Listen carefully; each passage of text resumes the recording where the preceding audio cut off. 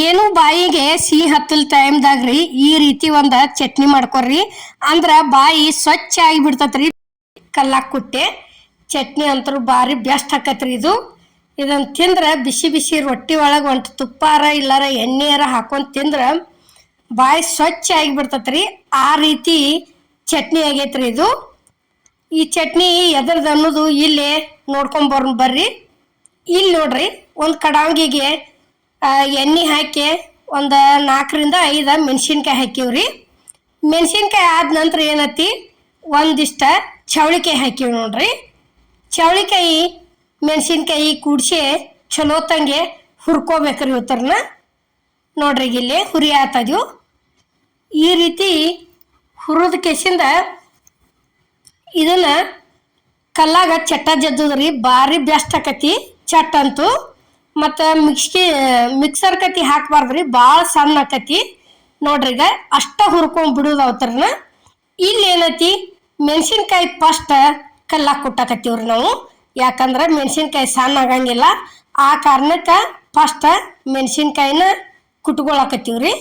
ನೋಡ್ರಿ ಇಲ್ಲಿ ಯಾವ ರೀತಿ ಕುಟ್ಟಾಕತ್ತಿದೀವಿ ಅನ್ನೋದು.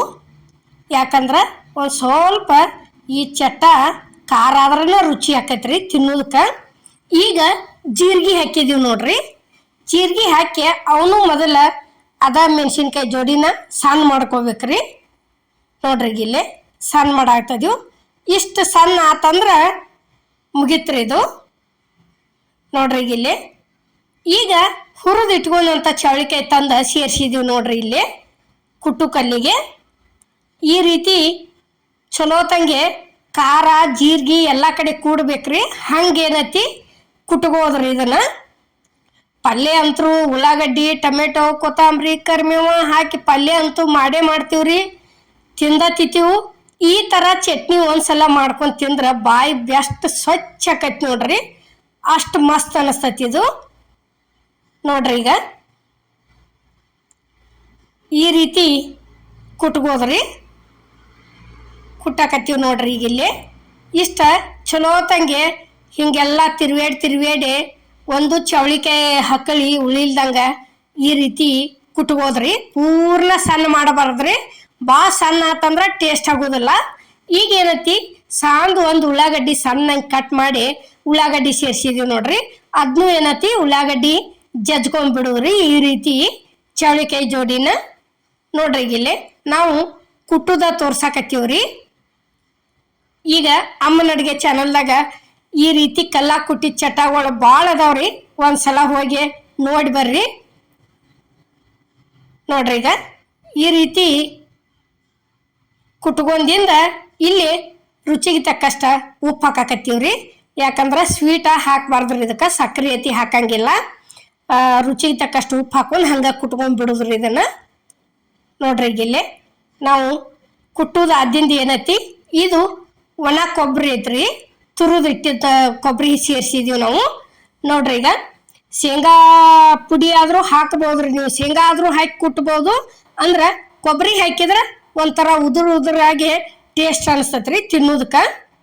ಮತ್ತು ಶೇಂಗಾ ಹಾಕಿದ್ರೆ ಪೂರ್ತಿ ಮಿಜ್ಜಾಗಿ ಬಿಡ್ತತ್ರಿ ಅದು. ಅದರ ದಶಿಂದ ಏನೈತಿ ಕೊಬ್ಬರಿ ತುರಿದಿಟ್ಟಂಥ ಕೊಬ್ಬರಿ ತಂದು ಸೇರಿಸಿದೀವ್ರಿ ನಾವು ಇಲ್ಲಿ. ನೋಡ್ರಿ ಈಗ ಶೇಂಗಾ ಬೇಕಾದ್ರೆ ಅದನ್ನೂ ಹಾಕೋಬೋದು, ಕೊಬ್ಬರಿ ಇಲ್ಪ ಅಂದ್ರೆ ನಡಿತೈತ್ರಿ. ಅದೇನ ನಾವೇನತಿ ಕೊಬ್ಬರಿ ಹಾಕೇ ಮಾಡೀವ್ರಿ. ಈ ರೀತಿ ಇಷ್ಟ ಕುಟ್ಕೋದು ನೋಡ್ರಿ. ಈಗ ಭಾಳ ಪೂರ್ಣ ಸಣ್ಣ ಮಾಡೋಂಗಿಲ್ರಿ ಅದನ್ನು, ಅಂದ್ರೆ ಚಲೋ ಹತ್ತೋದಿಲ್ಲ.